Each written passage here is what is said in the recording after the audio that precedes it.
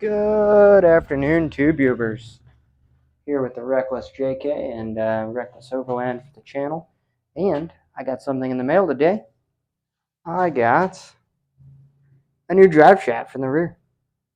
Because for later, I kind of messed up my rear drive shaft by driving 5,200 miles and off-roading. Don't recommend doing that in a Jeep. Let's see what I got. Old brown Santa. Coming in clutch once again.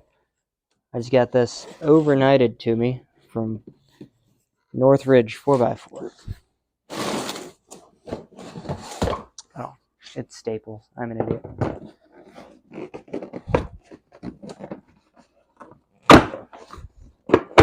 We've all done this before.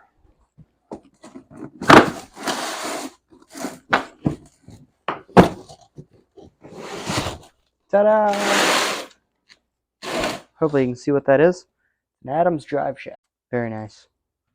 It's for the rear because mine is bad. Boy, that is pretty.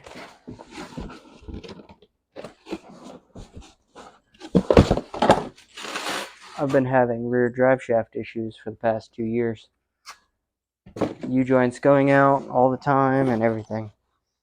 I was going to send it up for warranty, but when you drive 5,200 miles in a month, actually like 3 weeks, stuff goes bad faster than you think, and it's my daily driver. But shout out Northridge 4x4 and Adams Drive Shaft for having this to me today. What's going on, tube viewers? This is the first step in how to install your drive shaft. Climb into the vehicle and orient this yoke right here with that yoke. So you're going to have to lift it up from the back axle shaft so that one of these wheels will spin, and it should, unless you're locking your drive in your axle, then they'll both spin, or if it's limited slip. But it should have enough rotation to where this lines up just fine. And then you take this end here with the slip yoke, or the slip joint, whatever the heck you would call that, part of the drive shaft that extends to the rear. And then you would orient the double cardan portion up to the transfer case to this yoke. Let's make it happen.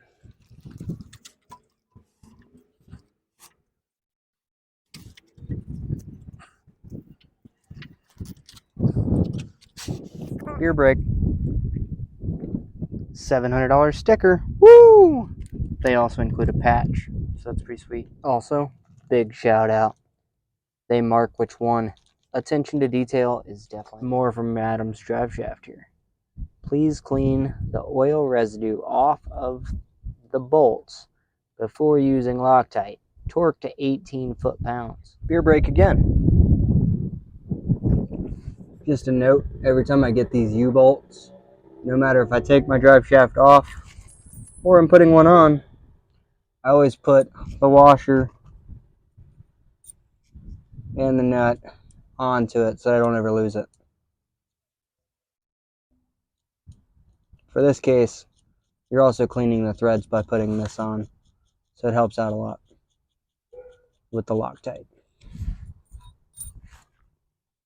And see, I only lifted the right wheel off only about a ½ inch. I can now spin this, at least 180 degrees, which will give me enough misalignment so I can align this up. But transfer case side first, so let's go do that. All right, let's install this guy. This bad mama jammer.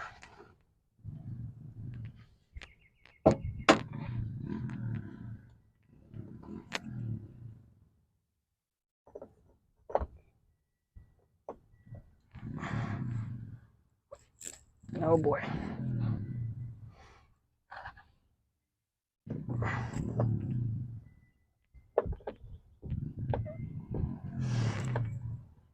Another tip get a jack stand for the bottom half of this, but I'm just going to rotate this pinion with my foot and line it up. All right. Oh, I should have opened this package first. Hands-free operation. Don't recommend. This thing might crush me.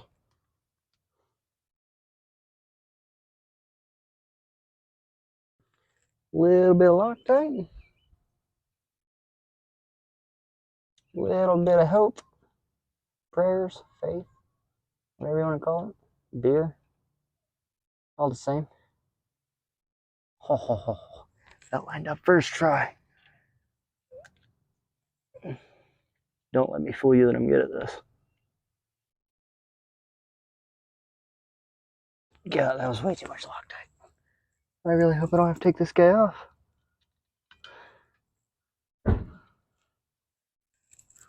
By the way, these are 5/16 bolt heads for the one by the T-case.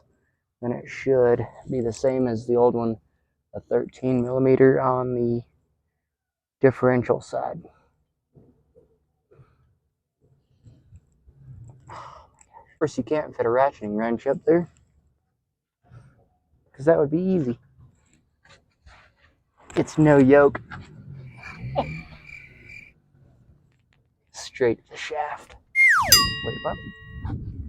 Am I making drive shaft jokes? Sorry for the shaking.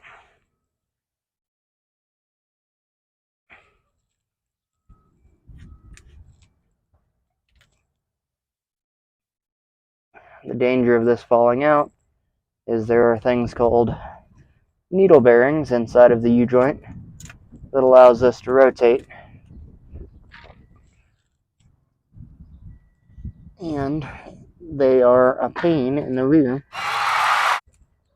to put back and realign.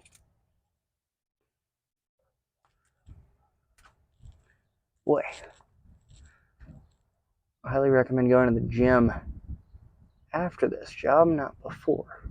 After this job, not before. That's our way. Extend this back. Push it into place. It should stay. On the downside of doing this is this part. I've had pretty good luck not loctiting these.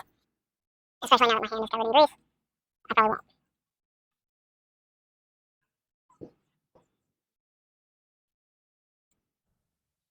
Now, put these right there, through like that, and now it'll stay, and now I have hands free again.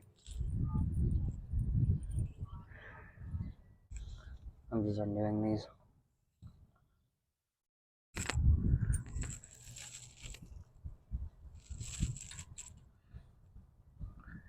And into the holes you go. Oh, it all lined up so well. Thank you, Adam's Drive Shaft, for making good parts and not being a pain in the rear to deal with. Definitely recommended if you keep grease off of your hand, unlike I did, to put Loctite on these. But I'm just going to torque them down nicely to that 18 foot-pounds of torque.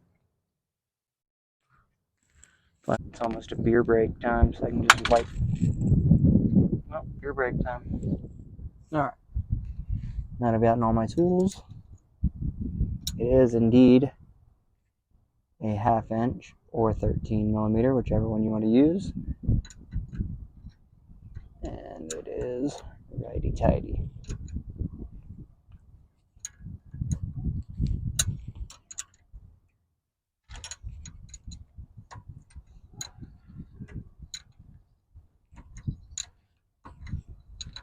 Like I am.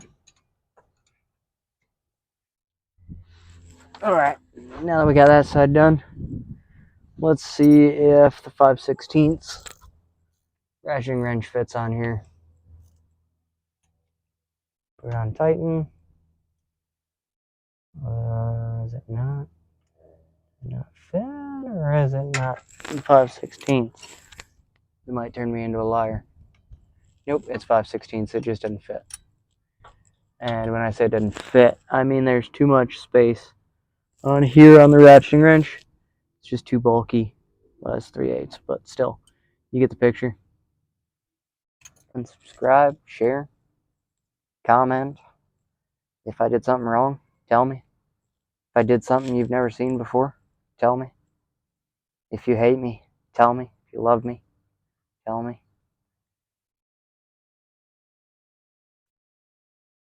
That's about it, folks. Other than test drive. See ya. Ooh.